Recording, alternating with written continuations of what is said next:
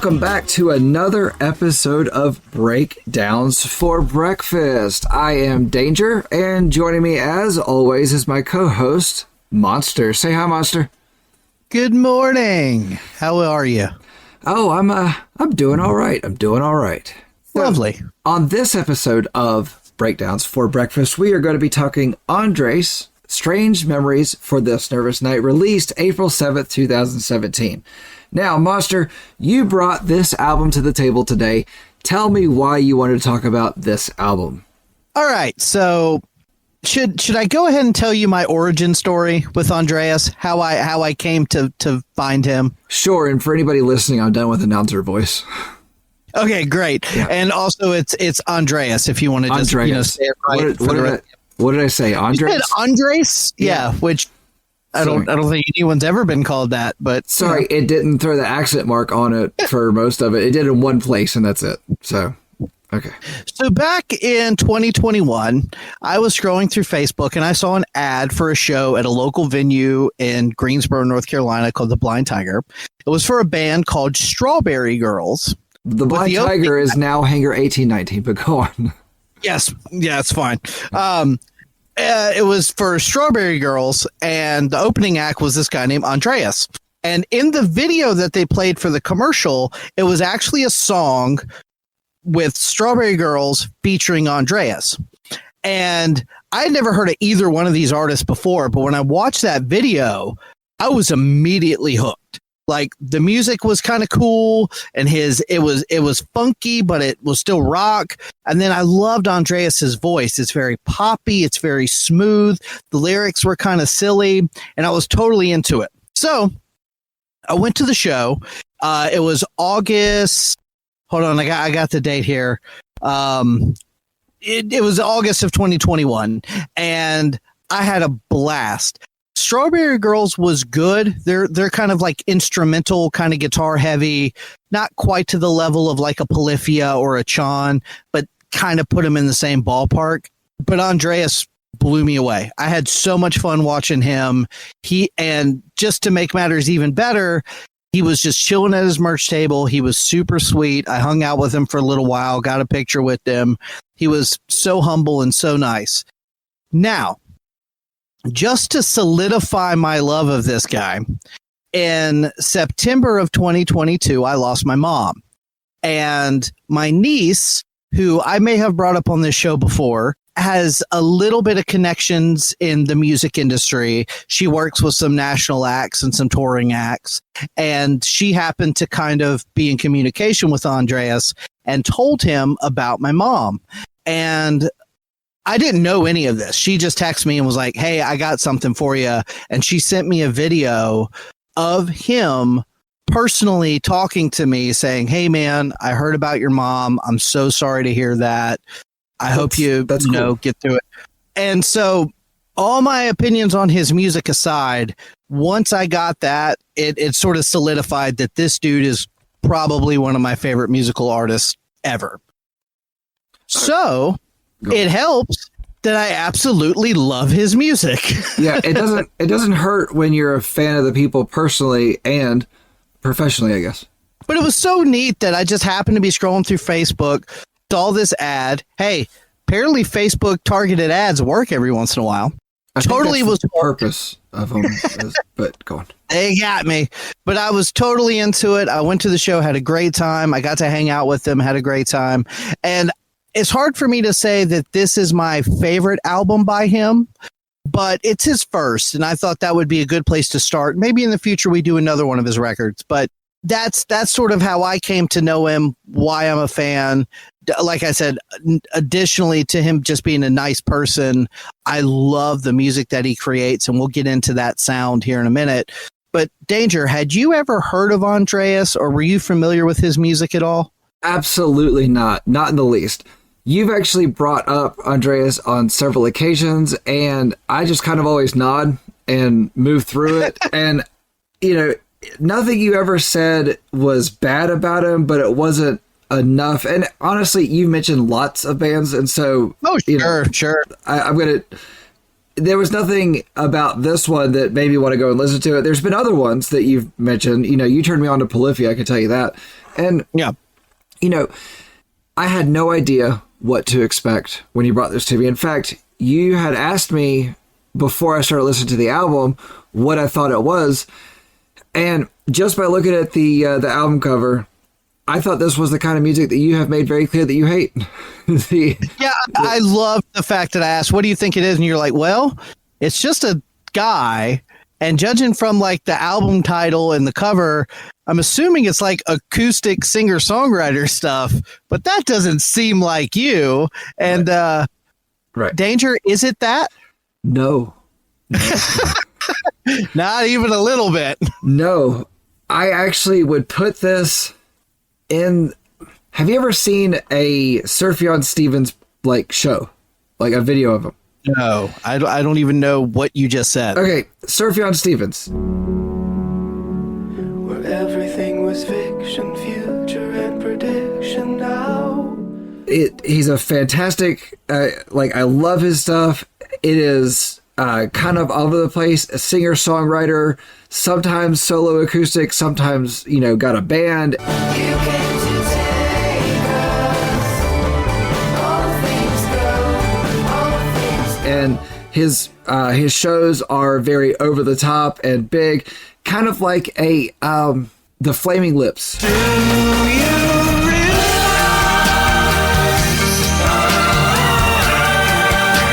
show style, like just confetti everywhere and big bright lights and big stage production, but like all like crafts is the best I could put it. I mean, Sufjan Stevens doesn't start the show by coming out in a giant bubble, but we can't all be Glenda the Good Witch, and that's what his music makes me think of, like makes me feel like that's what type of show he would put on, and that's why I can fully understand that you would like his live show and he would be fun. I feel like if he had that sort of a big budget, he would do that kind of a big thing. Sufjan Stevens has it. His best album, in my opinion, is Can You Feel the Illinois? It's like Illinois, but it's Illinois. So, okay. Yeah, great album. He also put out a couple Christmas albums as well, and they're really great. Yeah, really great. Really good stuff. Anyway, I don't know what genre I would put this guy into. Yeah. But whatever it is, I don't want to listen to it. Wow. Yeah, that's the wrong answer. So for people that don't know who we're talking about, this guy, Andreas, it's a mix of emo and pop punk and jazz. There's keys, there's horns, there's dance numbers. It's very eclectic. The musicianship on this album is stellar. There's a lot of weird tempo changes and key changes and stuff that, your average musician would struggle with. But it still holds this center of catchiness and stuck in your head melodies and hooks.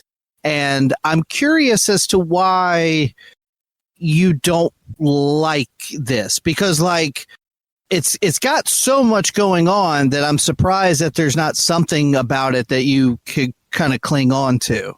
So I will say there are certain parts, and I actually put this in my closing statement, but I'll bring it up now.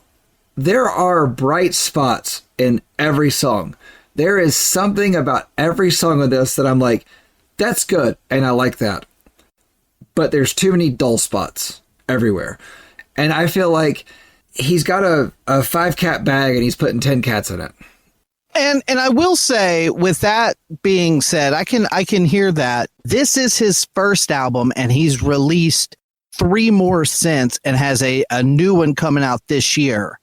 I feel like he sort of streamlined a little bit over his most recent couple albums. I would hope so, because I feel like he would, because I could hear there's certain places on this album where it's like when it's a little bit more streamlined, a little more put together, it's a little bit better. I like it a little bit more. So we're like, we've talked about this on other episodes, but we're on like this album, you might have a song. I mean, how many times can you say, yeah, this song has a little bit of pop punk, emo, jazz, and pop influence? Like every song is going to have a little bit of that. But on later albums, there's a lot of songs where it's like, okay, this is a boy band pop song. And then the next one is like, okay, this is a pop punk rock song. Okay.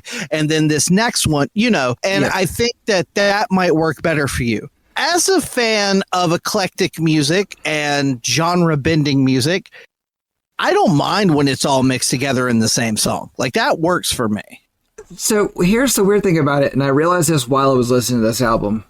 Something like this would have connected more with me about 10 years ago, but it doesn't so much now. And about 10 years ago, I liked it when bands were just throwing everything plus the kitchen sink into a song.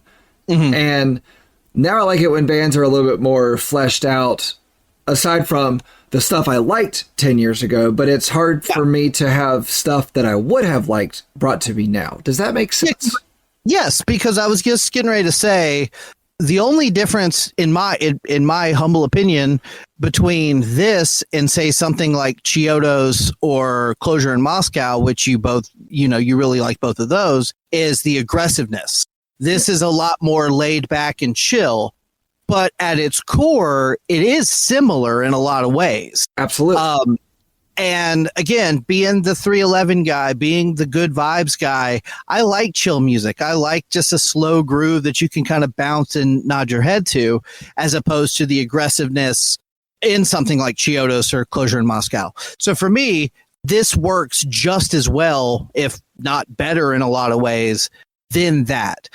But I can also get, when you have complex music with a lot of moving pieces, it kind of has to live with you for a while. Yeah. And if you're just listening to it, you've never heard this guy before, you're not familiar with his music, here's 10 out of his 60 some songs. Not to mention, I think I mentioned this to you off air, he's done a ton of features where a band will bring him in and he'll do the vocals for a song. He's done songs with Kurt Travis. He's done songs with, I never can pronounce it right, but I know you like him, a Marionetta. Is that right? A Marionette? Yeah, that's it. Okay. He's done songs with them. Spoiler He's done alert, we're doing one of their albums soon. Yeah. So, but I can see that, like, if it's, because basically what I did was, as soon as I started to get into him, I went through every one of his albums and was like, oh, I really like this playlist. I really like this playlist. I don't like that one as much. Next. Okay, playlist. And so basically I have this collection of like 65 Andrea songs that I just put on shuffle. So that was what the hardest part for me was, picking an actual album. Cause I was like, I like 70% of every one of his albums. How do I just pick one? So I just sort of settled on the first one. But to your point, it is probably the most all over the place of all of them. It is. It's very all over the place. But I do like that it's 10 tracks. It's just, I like a short and concise album. And we've talked about that plenty of times. I think 10 tracks is a great album length. I don't feel like, 14, 15 is a great length, because that's just too long, and we've come across a few of those on the show already. But if you're going to give me something that is kind of all over the place, it can be a little bit much at times. 10 tracks is enough. It's like he jammed in 15 tracks worth of music into 10 tracks, basically. Every one of his albums is 10 tracks and roughly between 30 and 35 minutes long. Yeah. I noticed that. I noticed that they're all pretty quick. Yeah. And again, that's part of the reason that I have this 2-hour long playlist, because it's like, there's so much that I like that he's done on all these different albums that is sort of like, they're so quick and short. Like, a song is only about 2.5, 3 minutes long. So song's over, you're on to the next thing, and it just keeps rolling. And yeah, but to your point, 10 songs, 30 minutes, even if you don't love it, it's kind of a breeze. So something like this, and there's other bands that would kind of fall into the same category. Something like this, I think, is a good idea to have on a playlist or whatever you can put on your car when somebody gets into it, to feel where they are, to feel if you want them in your car again, to feel if you're going to be friends. Because it's like, well, how do you feel about this? And put it on and just kind of see where they land in it. If they're able to pick out things that work, that don't work. Because like I said, almost all these songs have parts that work. Some of them didn't have enough parts that worked that I had a hard time hearing the next track. And I will definitely talk about those when we get to it, because I mean, there was just certain parts that I just kind of was checking out for, and I had to go back and make a point to listen to that part that I missed. And there was actually a few of those. But, you know, I am one of the few people that you will know that thoroughly enjoys jazz. I love jazz. I have always loved jazz. Yeah. But the part about the jazz that I appreciate that he put on here is not the, you know, the saxophone, trumpet, you know, he put more of the jazzy guitar, big band stuff on here. Yes. And I appreciate that because that's not the part of jazz that people pull out a lot of times. And I like that. And that's why he, I think, was on tour with Strawberry Girls to begin with, is because of the guitar work. Because the guitar work is great on this album. And I'll say that this overall, I wouldn't say this is a headphones album, but the guitar benefits in headphones for sure. I will say that I like this album in the car when I'm driving and I'm in a chill mood and I'm going to be in the car for 30, 45 minutes. I like this kind of music. It's upbeat enough that I'm in a good mood, but it's chill enough that I don't feel like antsy about anything. But I love it in headphones because there is a lot of stuff going on. I agree. You don't really miss anything if you're just listening to it through speakers, but there are some, I think the groove locks into your brain a little better through the headphones. I think so too. I think you hear a lot of the rhythm section more in headphones in a way that doesn't sound quite as just noisy through the speakers. And the guitar I found was doing a lot of play between right and left side. And that's the kind of thing that I really enjoy in headphones when it's I could feel the sound moving through my head. And, and I enjoyed that about this for sure. And, I saw him live and I've seen some other videos of him live as well. He plays a lot of guitar live. He's not a very huge artist. Maybe he'll blow up over the next couple years. Maybe he'll kind of stay where he's at, kind of, mid-tier national. But it's hard to find a whole lot of liner notes on some of the records as far as, he's had the same drummer for years, but in the music videos, I've seen a couple different guys come in and out. So I don't know exactly what all he plays on the records, but I know he plays a lot of guitar. He handles a lot of the arrangements and pretty much 99% of the vocals. If I had to guess, I would say he probably, writes the lyrics, the guitar line, and the melody for songs, and then has other people come in, and he's like, hey, I want this for the drums, I want this for this part. I wouldn't think that he plays everything and records everything himself. I think he has people that he works with and knows, how to work with them and get across his idea. Like I said, I know that he's had the same drummer for years, and that guy is...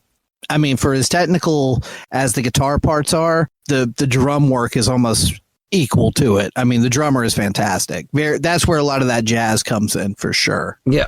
So, okay, let's just jump on into this with track 1, Bad Boy. 5, but I'm still on probation. And that's unforgivable. I think you're a pretty girl. I can tell you want me to. But you just want my basket. Don't you have a boyfriend? Me. I love it. I absolutely love this song. I know you love it because you brought this album. But, okay, this is a good opener for this album. It was because it gives you what the album is up front. Personally, I think this is one of the better songs off the album. It's got, the choruses are big, and I do like that dropout that happens at 2:22 after the big chorus. It's... it just drops out. It's just his vocals, and I like it. It's short, it's quick. It's just $10 more. But it's noticeable, and it's good. So basically, I'll just kind of read through my notes here. It has a little bit of everything. It's kind of jazzy, kind of poppy. It's got a solid groove, incredible musicianship with the guitars and the rhythm section. And right away, listeners will pick up on the lyrical stylings. Andreas tends to be a little self-deprecating, very specific on the details of the stories and the lyrics, but still relatable. They're specific to his experiences, but you can usually pull a little bit out of that. It's catchy as hell, and the bridge... Swear my heart is good, I just didn't seem to be yours. Right there before the end kind of goes full emo, And so again, I feel like you said it yourself. It captures a little bit of everything that you're going to hear on this album. Yep. I do like the guitar tone on this. Yeah. To be honest with you, on this one, the rhythm section didn't really jump out to me a whole lot. In fact, there was actually quite a few places on this album the rhythm section didn't jump out. It was when I had to put on headphones to really kind of tune into it. I could usually pick out whatever sound in a song. I hate it when bands put like cell phone ringtones in a song. Like, Jason Mraz comes to mind because he did that in his biggest one, and I hated it. Anyway, I'll be honest with you. It's funny you should say that because I didn't think about it until right this second. But if I had to equate Andreas to like a major label star, that's probably as close as you're gonna get. Jason you know Mraz. what I mean? Yeah, like it's not exactly right, but it's close. Maybe that's part of my struggle with it because I never liked Jason Mraz either. I liked his first album before he got a little bit more, mainstream, I guess. Nah, not for me. Now, we talked about this off mics too, about the music videos, and I know that you don't really like to watch them. I like to listen to the albums a few times, get a feel for how I feel, and then watch the videos and see if it tweaks it at all. His videos are 99% of the time very funny. They're all done by him and his friends. They're low budget, but you can tell they're really putting their all into it. This one in particular, I think, is one of his best. It's a spoof of that 70s show, and they recreate like the car scene, and they recreate the basement where like the camera's going in a circle and they start freaking out on drugs and stuff. It's a lot of fun, and I think it adds to the charm of not just the music, but him as well. Okay, so I am actually going to take what you just said and apply it to something else. This is This Wildlife. In a lot of ways, yes. Because this is, I can agree with you that on the surface, it can make you feel a certain kind of way. But if you live in it and you research it and you watch the videos and you get all the peripheral added to it, it becomes something more than that. Very similar to how you felt about This Wildlife, as far as you knew that you met the guys a couple times, you talked to them a few times, they were really sweet to you, you saw the live show, you saw the humor in it. Whereas I heard the album and I didn't get any of that. So yes, I can agree with you on that. Yeah, so the whole, doing it themselves thing, I think more bands should do that because you get a bigger feel for who the band is in that than a company, a production company coming in with a director with an idea in his head about what the video should be. And even if the band has input on what the video should be, it's not going to be reflective of the band. It's going to be reflective of the director.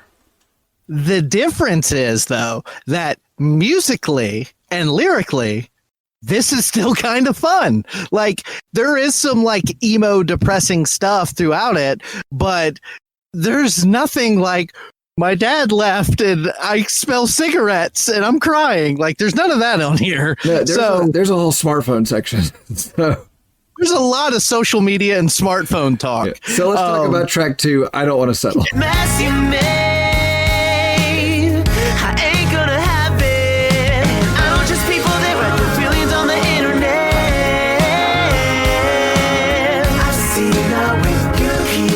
Okay, the guitar is fun on this one. I like the guitar here. It really jumps out in headphones. This one starts a little more strummy.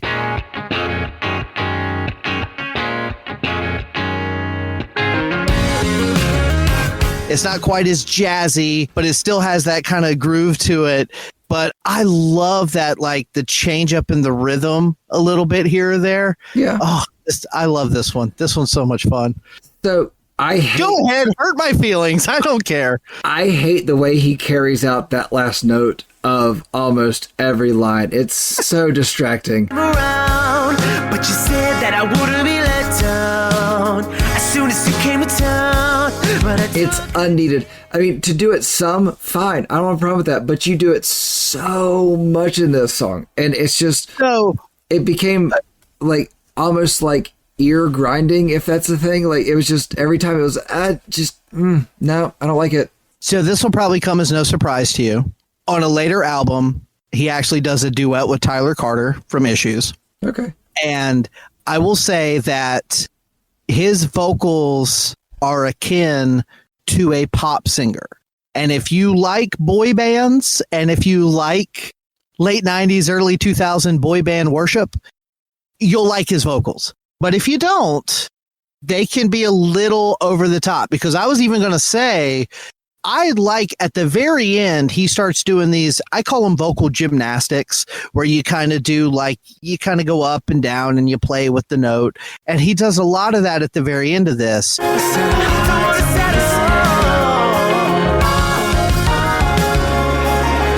Which for some people would, like you said, would be distracting and annoying. I like it.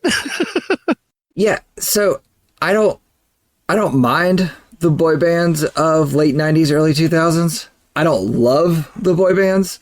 They are familiar. Yeah. They are comfortable to me because I've lived with them for the majority of my life. You know, I'm not itching to go see NSYNC when they get together for the reunion tour. The lady is, and so I know we will. But, you know, if the tickets are not $400 like Taylor Swift tickets were that she really wanted to go see. And yeah, I didn't mind missing that one. But yeah, his voice on this album begins to wear me down because he does not change his voice. And the fact that we are on track 2 and he has given me a major part of his voice that just grinds my ears as I find completely distracting does not give me a lot of hope for the rest of this album. It did not. It did not give me a lot of hope. So I will say, just a funny little side note here. I was going to point out that I like the lyric, I don't trust people who write their feelings on the internet. And I don't trust people that write their feelings on the internet. I've seen that. Yeah. And for whatever reason, I spelt right the worst way possible.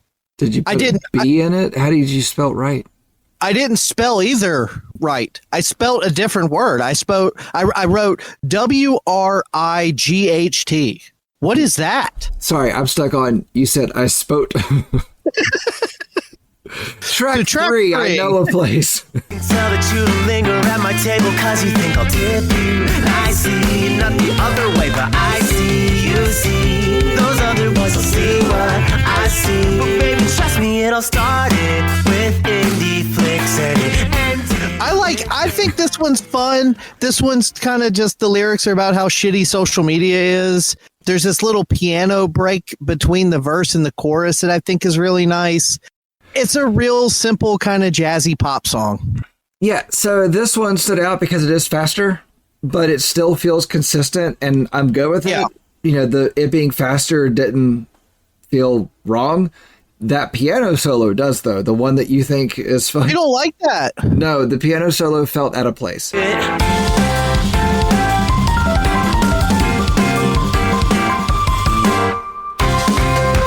I don't mind a piano or a keyboard in a song, but much like, you know, Eric Clapton live Layla, the piano crescendo.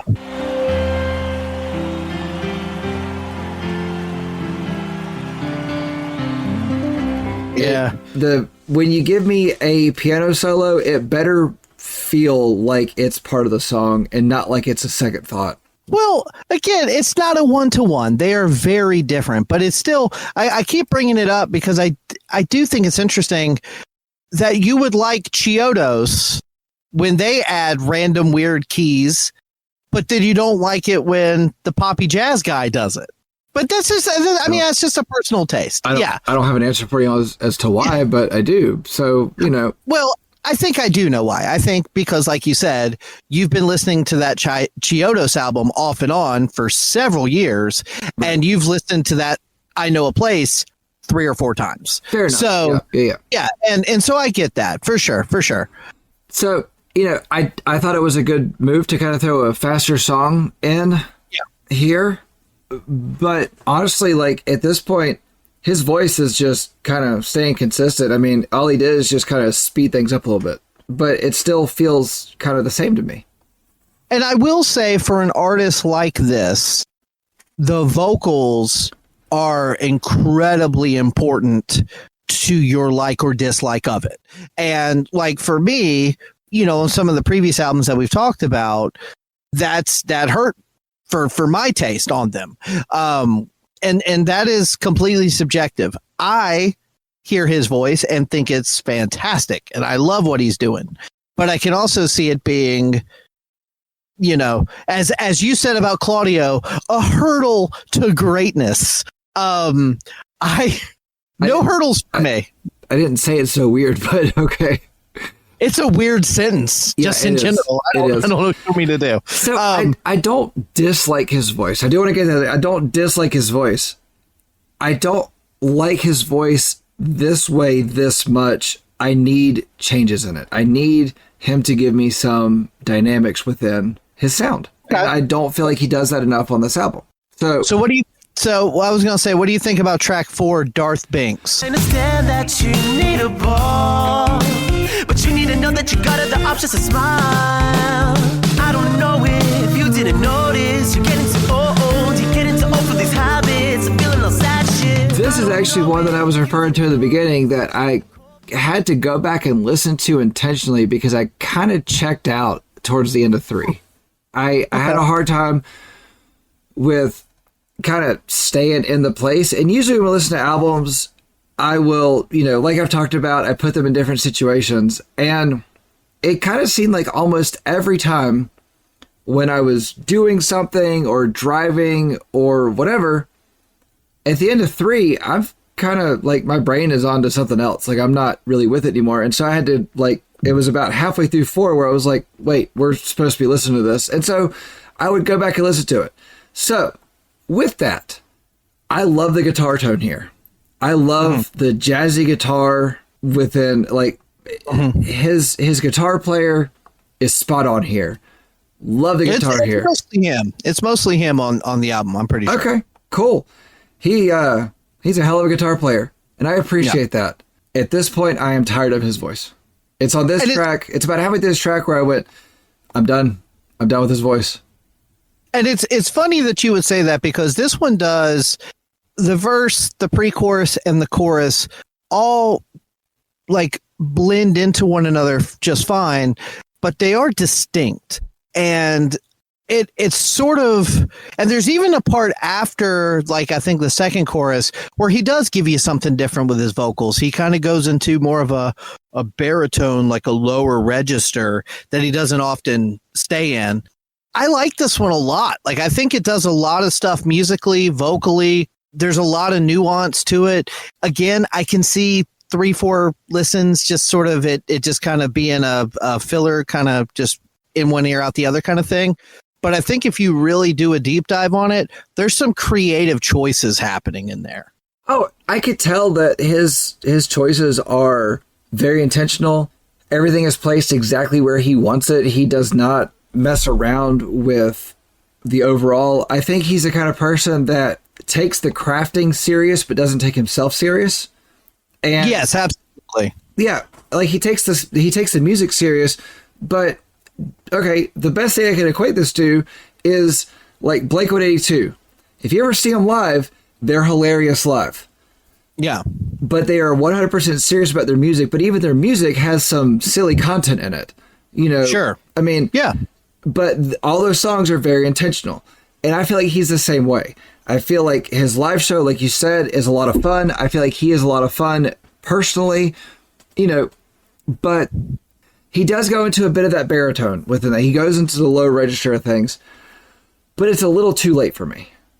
I got you. It's like you got the same thing so much, and then he finally gave you something different, but I've already lost it. So I will say, you know, not to be like, you know, I don't want anybody to think I have my blinders on and I'm not willing to admit some flaws here or there. He does do some of that vocal gymnastic melody stuff throughout this song that I don't think work quite as smoothly. I don't like it as much. And then after this one, track 5, Sunday School. I gotta say I hate every one of your boyfriends. I should have been there after all of your one night stands. dressed in black with that dude's neck in my right hand.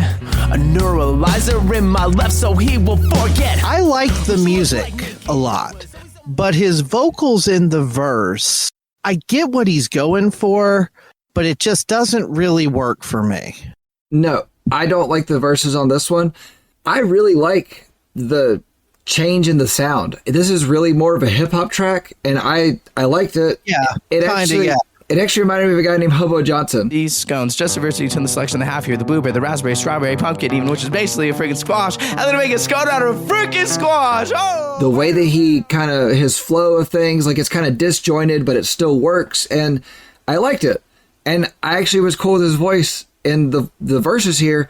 Not the chorus, or wait, I mixed it up. Anyway, yeah. I'm good with it. I don't have a problem with this one. This is actually one that I actually went back and revisited a couple of times just to kind of go, do I really like this? What is this? What does it remind me of? You know, like, and then I was like, oh, Hobo Johnson, he's great. Listen to Romeo and Juliet. It's kind of a weird thing that he did, and it's great. Yeah. Every guy you'll date, and every guy you'll marry, and every guy you'll hate. It's the lullabies that sing out of tune. That's probably what. So I'm kind of like 50-50 on this song for a while, and then at 2:24, it literally does this like almost pause chop thing. She said, "Don't think you're right about this moment." I said, "Don't take a picture of this moment." Yes. And then it goes into this more like bouncy, you know, I don't want to necessarily say hip hop, but he's kind of talking a little bit faster. And I love the line where he says, "I'm going to do more than just stop by. I'm going to do shit like Yoda and not try." Yeah, I'm gonna do more than just stop by. I'm gonna do shit like Yoda and not try. I'm gonna do more than stop. That's funny, clever stuff to me. So I don't love the first half, but I do have a lot of fun with the back half of the song. Yeah, I don't have a problem with the song on here. This is actually one of the shining moments on this album. I would actually say this is the most shining moment on this album. And the best thing I could say about it is it reminds me of somebody else that I like. Yeah, I get that. I get that. And for me, we've talked about this on other episodes. It's so funny to me that like you and I like a lot of the same music, but we will like it for opposite reasons. Like, yes. For me, I feel like every Andreas album has like 7 songs I love, and then like 2 that I think are good, but they're not my favorites, and then 1 that I'm just like, meh. And this one would be in that 2 that I'm kind of, it's all right. And for you, it's one of your favorites. So you gave me an idea. I think that we should do a commercial for this show that we have here. And if anybody thinks it's a good idea, please send me an email at dangerandsarge@gmail.com because I'm quite interested. But I think you and I should recreate the intro to Perfect Strangers. I don't even know what that is. You don't know what Perfect... it's a show that was on ABC as a sitcom. Perfect Strangers was a great show. But it's just these 2 guys that are completely opposite but get along in a lot of ways, but then don't in a lot of ways, and they see things the same but quite different. And yeah, it's those are like The Odd Couple? Along the same lines, but not. I don't know. They were 2 like I'm trying to remember the main guy's name. Anyway, let's talk about track 6, Quinn. Rather just see somebody than force it upon myself. I'd rather just get a feeling than waste time with someone else. I always knew that you'd run away. I like the way this one starts. It's bouncy and jazzy. I met your father. He said he sold cars. There's this little musical interlude between the verses and the pre-chorus with this like real cool tinkling like guitar sound.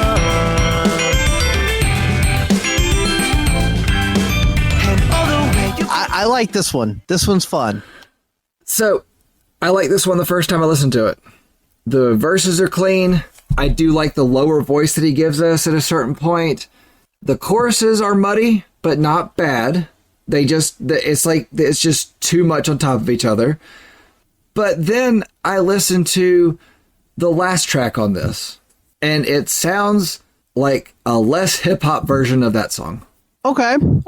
Yeah, I can see some similarities there. So I felt like this was part one of a 2-part saga.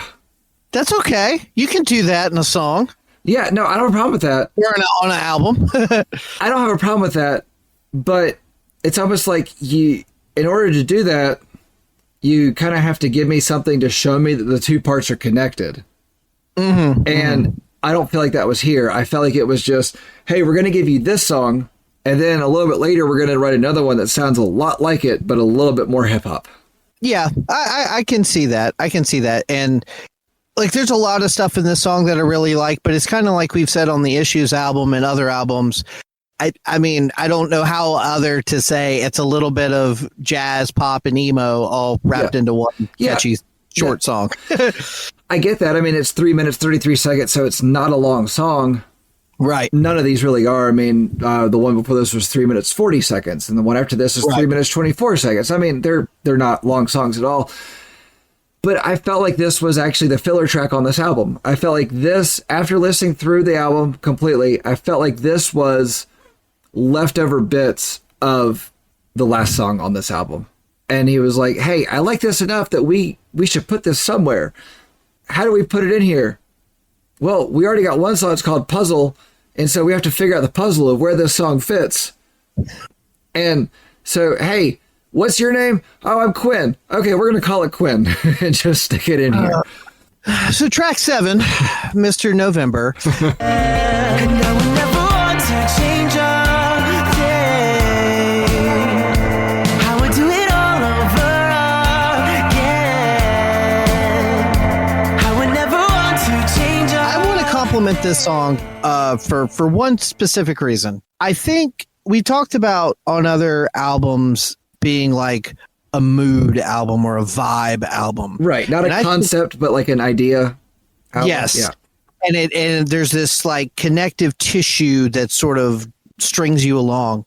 And I feel like on Mr. November, and part of it's probably just because of the title of the song, this feels like fall to me. Like every time I hear this song, it feels like a cool breeze. And it has this little delay tone on the guitar that I think is really sweet. And it just feels like a fall song. This one gets a vibe going. I'll agree with you on that. I felt the same way in listening to this. It felt, I don't want to say cold, it felt comfortable.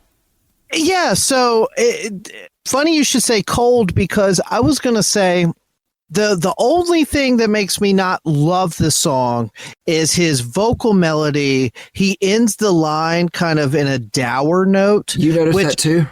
Yes, which I'm sure is 100% intentional.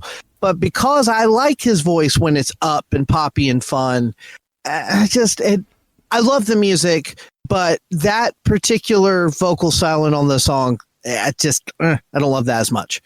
So I loved his vocals at the beginning of this, and then his vocals changed into what we ended up getting for the rest of the song. It was like only the first,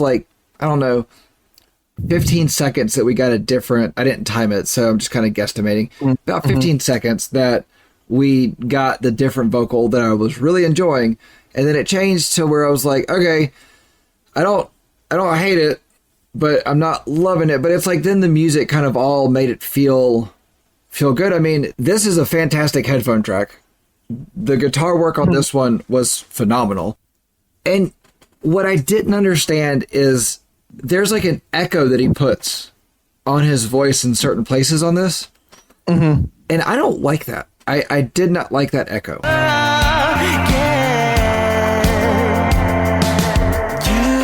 But everything else about the song was good. But that echo, yeah, there's like a little echo that gets put on to like little parts, and it's like, okay, I could do without that.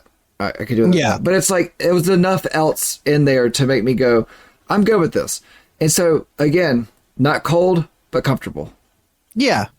And I think, like I said, a big part of it probably is just because it's called Mr. November, but it just feels... This song makes you feel like it's a cool morning, you got a cup of coffee, and you're in sweatpants. Yeah. 100%. 100%. All right, cool. It was like I kind of like I was piecing it together in my head the whole time. Yeah, So, I like that. I like yeah. that. So, all right, track 8, Salty. Man, oh no. My best friend said that I'm reacting like a bit salty, baby. I'm salty. I'm not saying I'm sorry. I am in my ego. 3 minutes, 24 seconds of a boring ass track. This is one of my favorites on the album, and I think it's an incredible pop song. I think it's fine, but it felt very boring to everything else because you give me this album of like all this like cramming in like 3 songs worth of material and sounds and changes into one song for 7 songs, and then you give me one that doesn't do that half as much. Says the guy that has brought me 4-chord acoustic whiny shit time and time again. Yeah, this is a simple song compared to a lot of the other stuff that's going on. But if you actually, that clean guitar line that goes throughout the song is gorgeous. And it's very simple. Yeah, the guitar but work was fine on this one. And there is a little guitar solo in there where it does get a little bit more technical.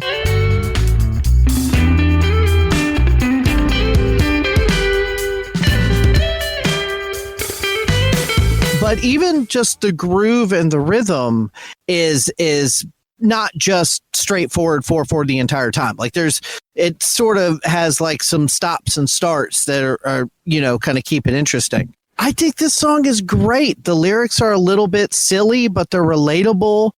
I love the line near the end where he says, I remember sometimes you weren't that bad. Sometimes you made me happy. I remember sometimes you weren't that bad. Sometimes you made me happy. Now The lyrics are basically, he dumped a girl and now he's mad because she's dating another guy and he's salty about it.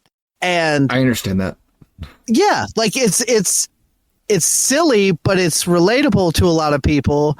And I don't know, man. This one's a lot of fun. He usually has 1 or 2 just straight up pop songs on every album, and that's kind of what this is.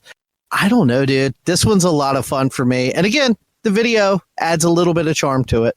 No, and it's fine to throw a just straight up pop track onto an album as just kind of a move that you want to make, and that's fine. But I felt this track was boring after the stuff that we got before this, and then the stuff we got after this. Like it didn't fit in this album for me. That's just me. The guitar work was fine on it. I didn't think it was outstanding. I felt like it was simple and added a nice little layer to it. I think that guitar piece though, that boop, boo, doo, doo, doo, doo, doo, like that's the connective tissue to the jazzier stuff before it. It is simplified compared to some of the songs before it, but it's not so simple that it sounds out of place to me. Like, I don't know, like it still fits the vibe, especially with his vocal melodies. Like that's the through line that holds it all together, is that very distinct pop vocal that he puts on it. So again, I hate that you find it boring. This is one of my favorite, not just on this album, but in his catalog in general. I love this song. I think it's a lot of fun. Now, you said in the beginning that you like 80% of his albums. Yeah. That I would say I like. Yeah, that's about right. Yeah. Okay, so we've got 2 more tracks to talk about, and you've already talked about one that you could do without. So right now we're running at 90%. So I will say that track 9, La Habra. Okay, thank you for pronouncing that because I was not. I can tell you want me all alone. Are you a good girl when your parents are at home? Yeah, you just want the brown boy. I think I pronounced it about 4 different ways in my head. At one point it was La Habra. So this one is okay. This is one that I sort of kind of forgot about until we started actually going through this album. I was like, oh yeah, that one is kind of fun. Do you know who this one reminds me of more than anything else? No, but I'm curious. Drake. Listen, seeing you got ritualistic, cleansing my I can see that.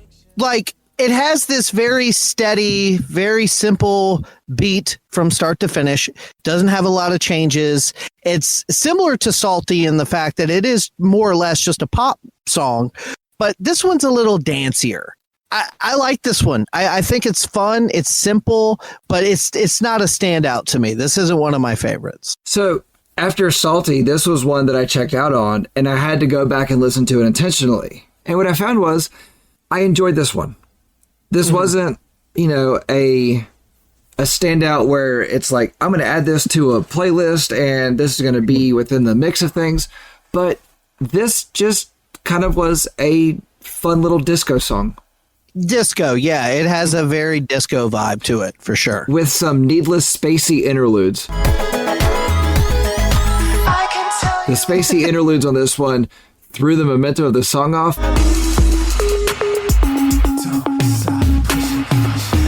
Outside of that, it's just a simple, fun little disco track. Yeah.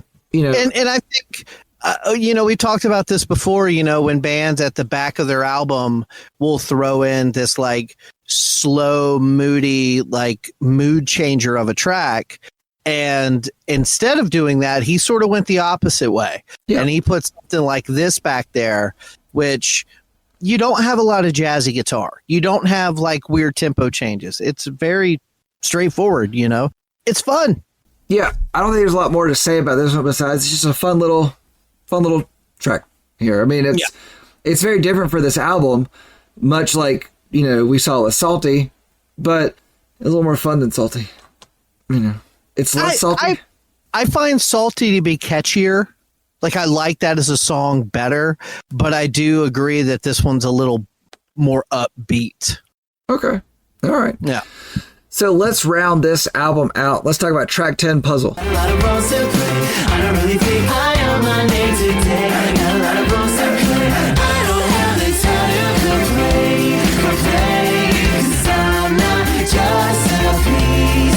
I'm the hub. This is a Go on. Sorry. No, you go ahead. No, please. This will be important. Please. I was gonna say, Puzzle sounds like what Quinn was supposed to be. Or like the beginning.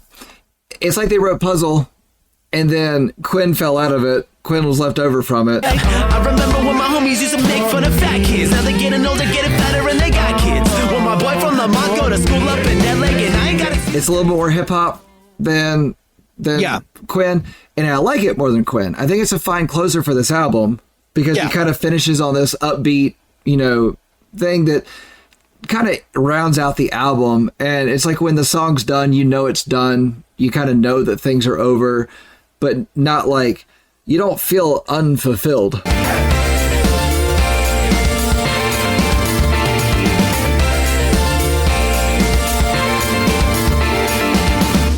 You feel complete. So it is a bit muddled at a certain point, been muddied, but it's not as muddied as Quinn. No, I agree. I think this is, I've said this on previous episodes where I don't mind a band putting their softest, sweetest song at the very end of an album, depending on what the, preceding tracks sounded like. But on an album like this, that it has been a little bit eclectic and a little jazzy and a little rock.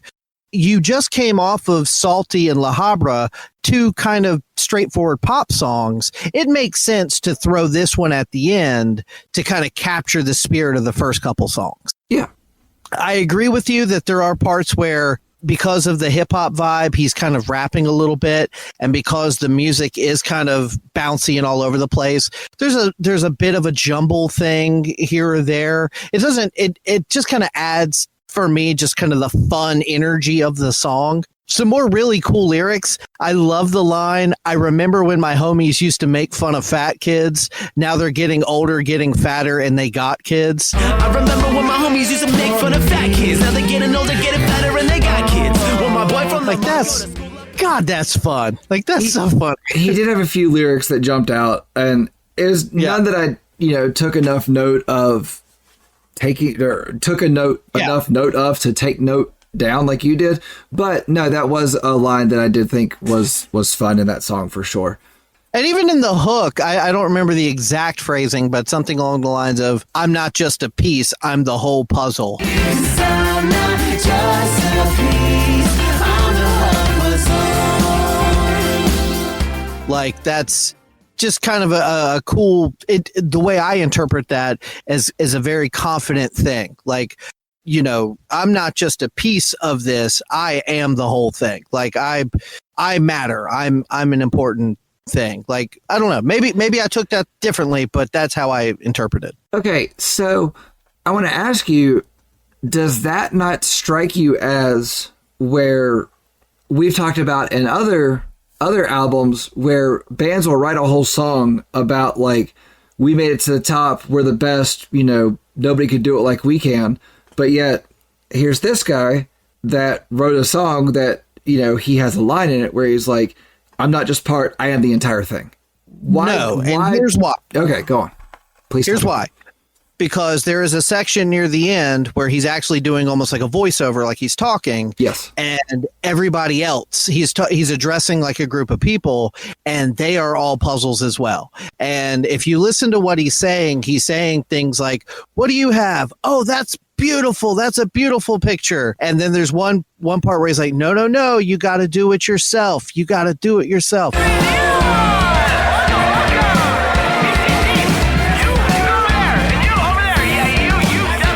And like, so for me, it didn't sound self-absorbed. It sounded like generous to everyone. Okay. Because you're right. Because there are songs by other artists that we've talked about on the show that they do that, and I don't like it. Yeah. But I did not take this that way. You don't like it more than I don't like it. I don't really have a problem with it. Doesn't really bother me that much. But at the same time, I'm kind of like, you could do without that arrogance. It depends on the situation. Like when Fred Durst does it on a solid Limp Bizkit record, it kind of like, yeah, what he said. But then, like, you know, on a lesser album by a lesser frontman, you're sort of like, just stop, dude. Just please stop. Well, it's kind of like on the Memphis May Fire album. I can understand where you were like, yeah, at the end of time, we're not going to be talking about the Beatles, Led Zeppelin, and Memphis May Fire. It's like I get that. And then on the From Zero album that I wanted to talk about, same thing. Like they had that one song where it's like, bro, you've been singing about your feelings for like 30 minutes. Don't hit me with this. Like, it's not working. All right, Monster. So what's new with you? Hey, good looking. What you got? Cooking. Sunday school.